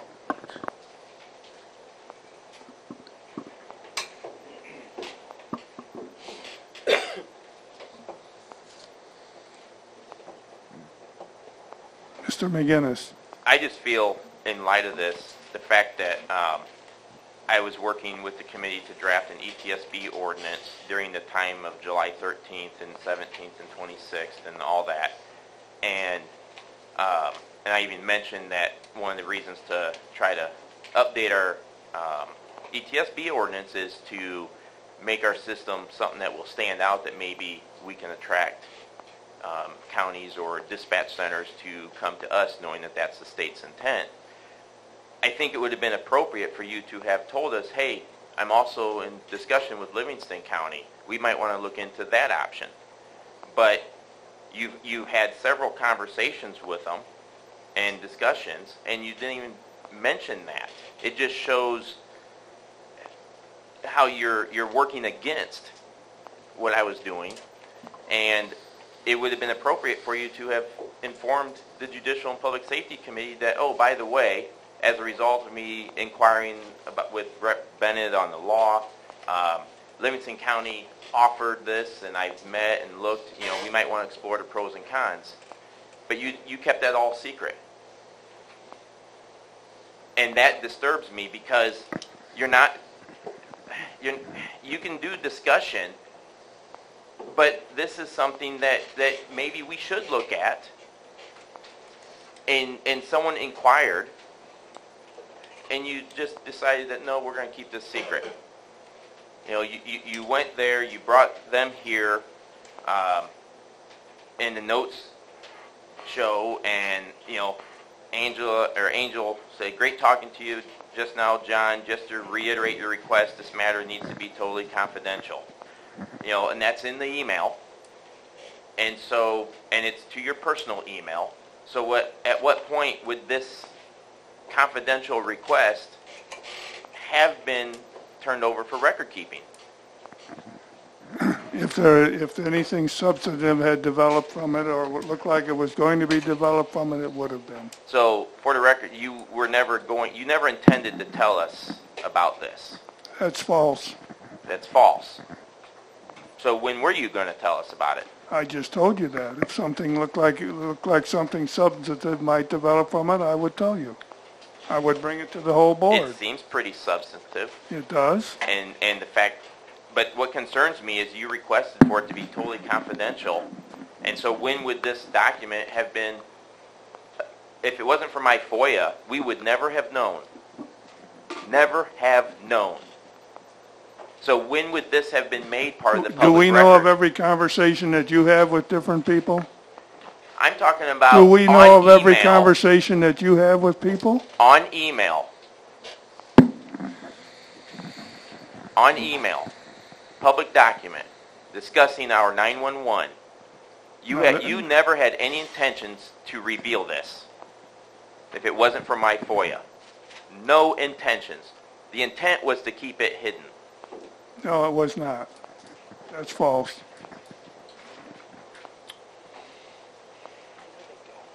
We'll see. The intent was to keep it hidden.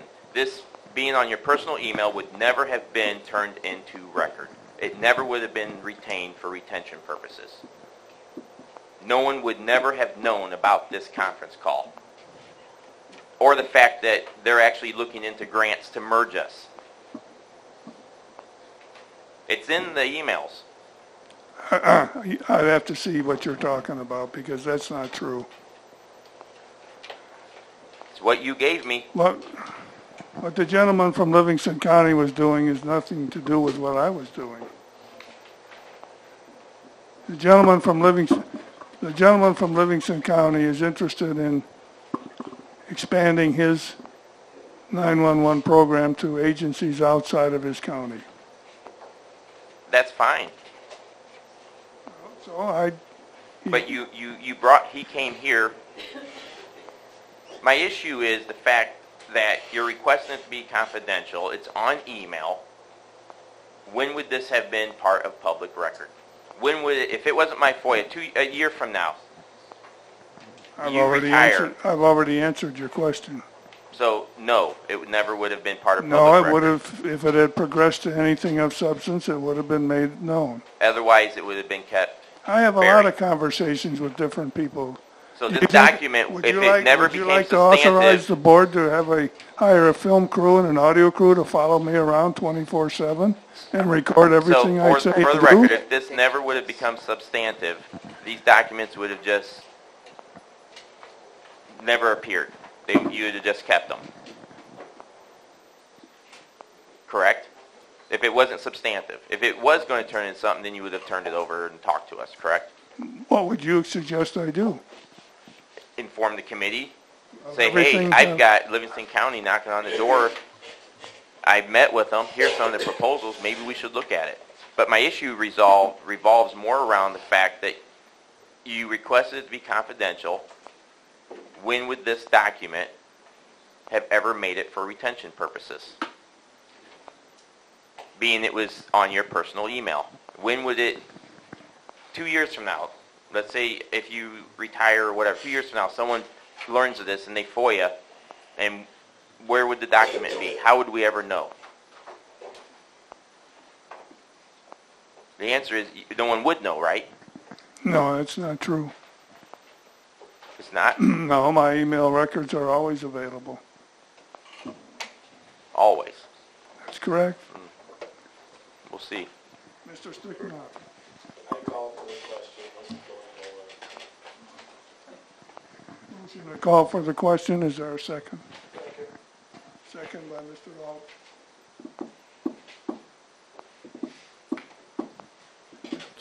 Call the roll.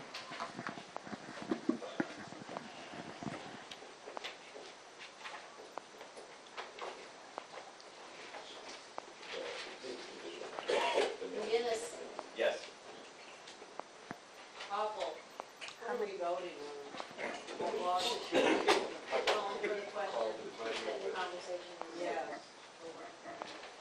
Yes, Mark. Persley. Yes. Schuer. Yes. Sticknot. Yes. Whitlow. Yes. Alt. Yes. Anderson. Yes. Behrens. Yes. Bills. Yes. Hokenhour. Yes. Crow. No. Curtis. Hasbargen. Johnson. No. Crumweedy. Yes. Lemay. Yes. 15-2. That motion passes 15-2. Call the roll on the report for the...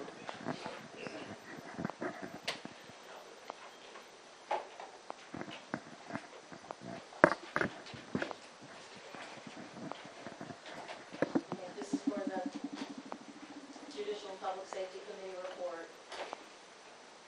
Apple. Persley. Yeah. Schuer. Sticknot. Yes. Whitlow. Yes. Alt. Yes. Anderson. Behrens. Yes. Bills. Yes. Hokenhour. Yes. Crow. Yes. Curtis. Hasbargen. Yes. Johnson. Crumweedy. Yes. Lemay. Yes. McGinnis. Yes. That passed 17-0. That motion passes 17-0. Planning and zoning, Mr. Sticknott. Mr. Chairman and members of the County Board, your committee to whom was referred Planning and Zoning would beg leave to submit the following report on the matters before them. Your committee met at the Administrative Center on October 6, 2017 at 10:15 a.m.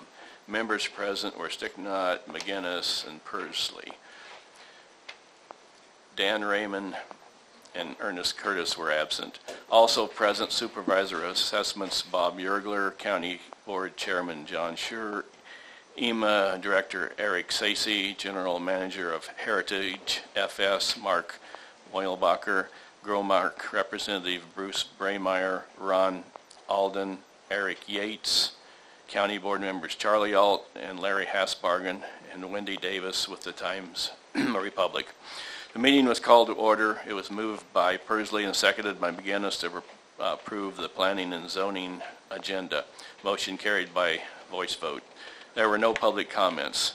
The committee reviewed the planning and zoning office report for September. It read as follows. Building permits, September 2017, residential 7, building permits fiscal year 2017, residential 78, and agriculture 11. Building inspection, September 17, 21.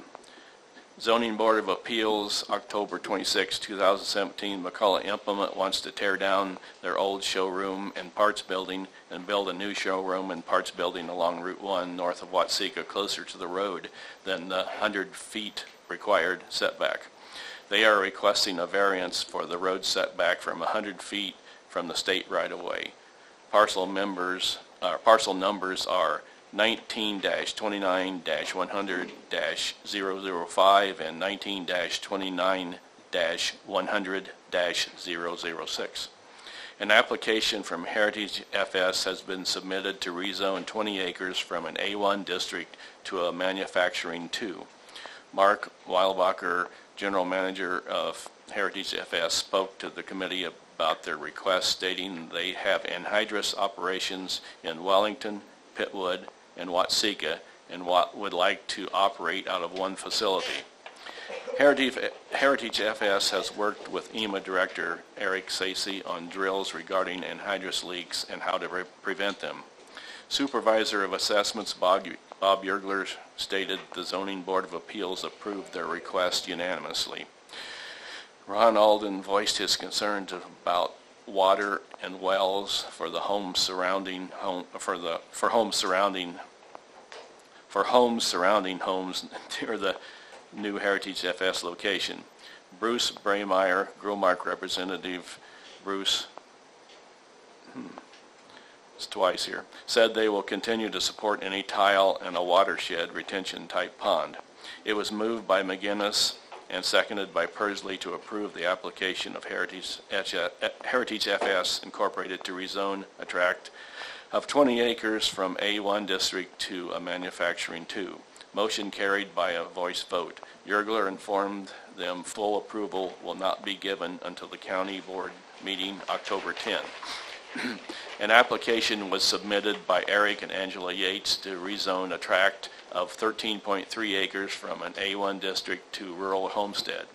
Eric Yates explained he and his wife purchased the property from his parents. Their plan is to build a single-family residence and a horse barn. Yergler stated the application was approved unanimously by the Zoning Board of Appeals. It was moved by Pursley and seconded by McGinnis to approve the application of Eric and Angela Yates to rezone a tract of 13.3 acres from an A1 district to a rural homestead. Motion carried by a voice vote. Yergler informed Mr. Yates full approval of his request would take place at the county board meeting October 10th. He is not required to attend, but he can attend to answer questions for any of the board members if necessary. The committee tabled discussions of the general ordinance. The committee reviewed the claims. It was moved by McGinnis and seconded by Pursley to pay the claims subject to the county board approval. A roll call vote was taken. Motion carried. Under old business, Pursley asked if any action had been taken on the nuisance ordinance. McGinnis answered no action had been taken yet, but he will begin to gather data. Pursley suggested contacting other counties also. The committee discussed changing the November meeting date to due to a Veterans Day holiday. It was agreed to change the meeting date and time to November 9th at 11:30 a.m. As there was no further business to come before the committee, it was moved by Persley and seconded by McGinnis to adjourn at 10:42 a.m., all of which is respectfully submitted and signed by those present, and I move for its adoption. There's a motion on the floor to approve the Planning and Zoning Committee report. Is there a second? Mr. Alt seconds. Are there any questions or comments about the report? Seeing none, the clerk will call the roll, please. Persley. Yeah. Schuler. Yes. Sticknot. Yes. Whitlow. Yes. Alt. Yes. Anderson. Yes. Behrens. Yes. Bills. Yes. Kopenauer. Yes. Crowe. Yes. Curtis. Hasbargen. Yes. Johnson. Crowley. Yes. Lemay. Yes. McGinnis. Yes. Awful. Yes. 17-0. That motion is approved 17-0. Planning, Transportation and Highway Committee, Mr. Bills. Mr. Chairman and members of the County Board, your committee whom referred Transportation and Highway would beg leave to submit the following report on the matters before them. Your committee met at the Iroquois County Highway Building on October the 6th, 2017 at 9 a.m. Members present was Bills, Alt, Crowe, Ashbargen, and Chad McGinnis. Kevin Bowman and Sherry Johnson were absent. Also present, County Board Chairman John Schur, County Board Member Marvin Sticknot, and Wendy Davis of the Times-Republic. The meeting was called to order. There was no public comment. The claims and financial reports for the month were reviewed. It was moved by Charles Alt and seconded by Larry Hashbargen to pay the bills subject to County Board approval. A roll call vote was taken. Motion carried. Out of the county highway, we spent $91,437. County bridge was $27,030. Township bridge was $166,572. County motor fuel tax was $35,950. Township motor fuel tax was $120,194. In County Engineer Joel Moore's absence, Highway Committee Russ Bills reviewed a memo addressed to the County Board regarding IDOT's reduction in the fiscal year 18 statewide program. A memo stated IDOT has decided to take $50 million from the local agencies. Moore provided information stating we cannot project a reduction of 51% to Iroquois County and $166,000 in the 25 townships. Further discussion will be held at next month's meeting. Donald Crowe suggested a resolution be sent from the committee to Springfield opposing the reductions and asked Bills to place the discussion on the agenda for next month's meeting. All informed the committee. Members of the snow removal discussed held by the Management Committee. The Management Committee discussed the idea of asking the Highway Department to assist in plowing snow from the parking lots if needed. Hashbargen stated he spoke with Moore and it is possible, but the plowing wouldn't occur until their routes have been completed. The committee discussed changing the November highway meeting date due to the Veterans Day holiday. It was agreed to change the meeting and time to November the 9th at 10 a.m. or immediately following the Finance Committee. The meeting location will remain at the Highway Building. As there was no further business to come before the committee, it was moved by Hashbargen and seconded by Alt to adjourn at 9:39 a.m. That motion carried. All which is respectfully submitted, signed by all that was present at the meeting, and I would move for the adoption of this report. There's a motion on the floor to approve the Highway Committee report. Is there a second? Mr. Hasbargen seconds. Are there any questions or comments? Mr. Moore. I need to make a couple clarifications. It reads in here the product, a projected reduction of 51%. That is correct, but that is only to county consolidated and needy townships, which are separate than the regular MFT allotments we normally get. And while I'm talking about that, I'll kind of go into what happened was when they passed the new state budget, the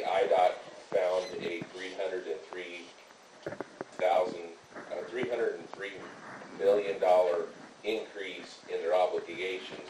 And what that was, and I can break it down to exactly what it was.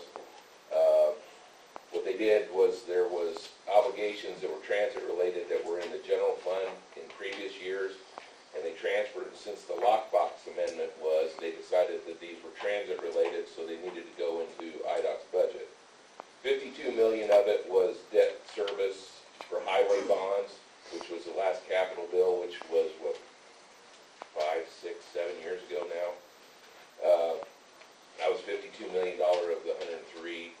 The others was $130 million in RTA bonds, $100 million in state operating match for RTA, and $21 million in the free senior rides and paratransit in Chicago area. So approximately $250 million of it all is Chicago related. The rest of it was $50 million.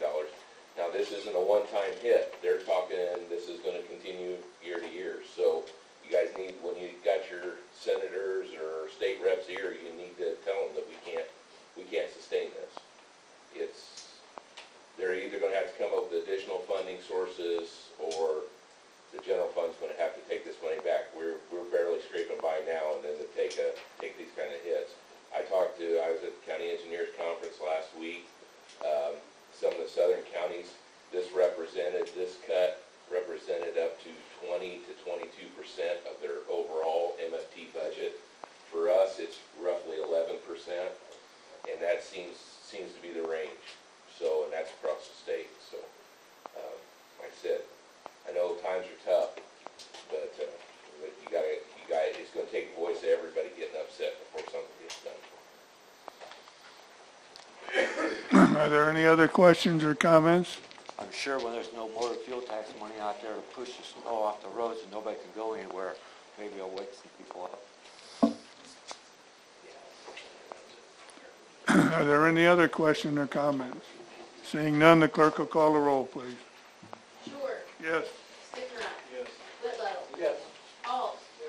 Anderson. Behrens. Bills. Hokenhour. Yes. Crow. Yes. Curtis. Asbargen. Johnson.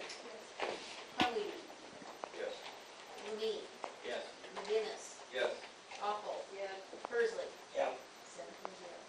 7-0. Motion is approved 17-0. Claims, you all have a copy of the claims in front of you. Is there a motion to approve the claims? Mr. Curtis, seconded by Mr. Ault. Any questions or comments about the claims? Seeing none, the clerk will call the roll, please. Sticknut. Yes. Whitlow. Yes. Alt. Anderson. Behrens. Bills. Yes. Hokenhour. Yes. Crow. Yes. Curtis. Yes. Asbargen. Johnson. Hunley. Yes. Lee. Yes. McGinnis. Yes. Awful. Persley. Yes. Sure. Yes. 7-0. That motion is approved 17-0. Appointments, you got a list of the appointments in front of you. Is there a motion to approve the appointments? So moved. Mr. Crumweed, is there a second? Mr. Anderson? Any questions or comments on the appointments? Seeing none, all in favor, aye. Opposed, same sign. Old business. Any old business this morning? Mr. Bills? Before Mandy leaves, maybe she can help, because I'm looking at the numbers here.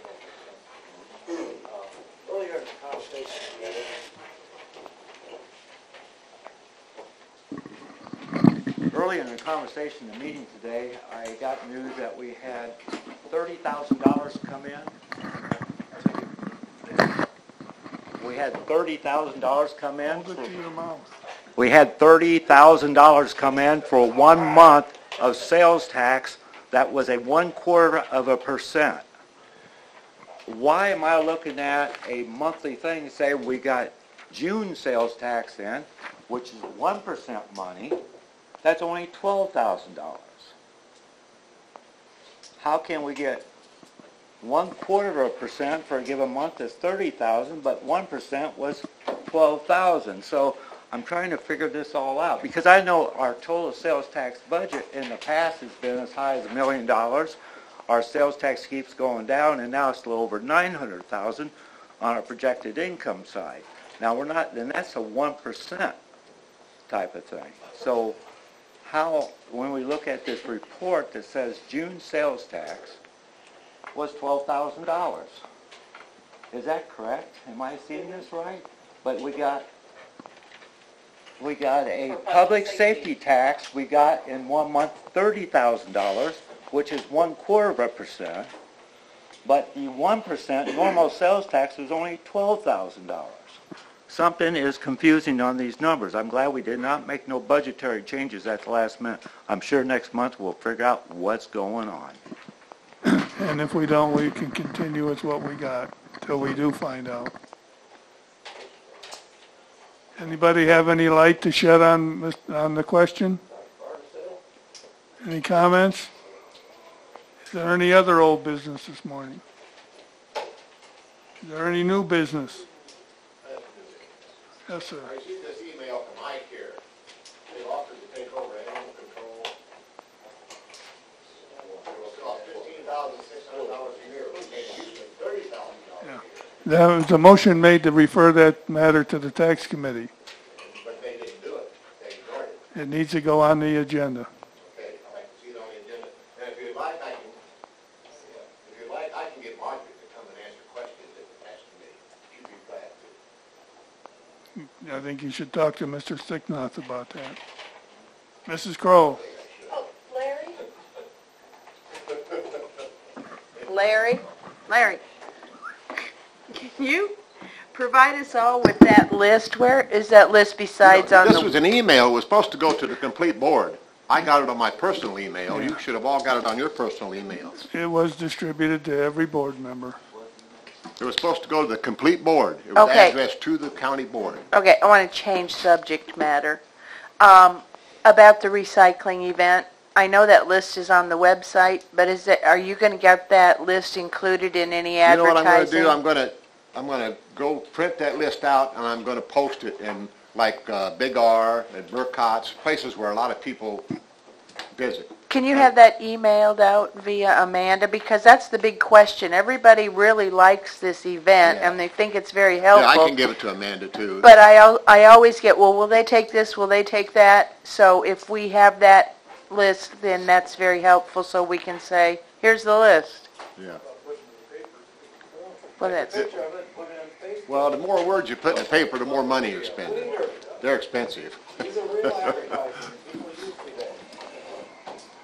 I would put it on my Facebook page, yeah. Go ahead. And So, yeah, Lisa's already put it on her Facebook page, or is going to. right.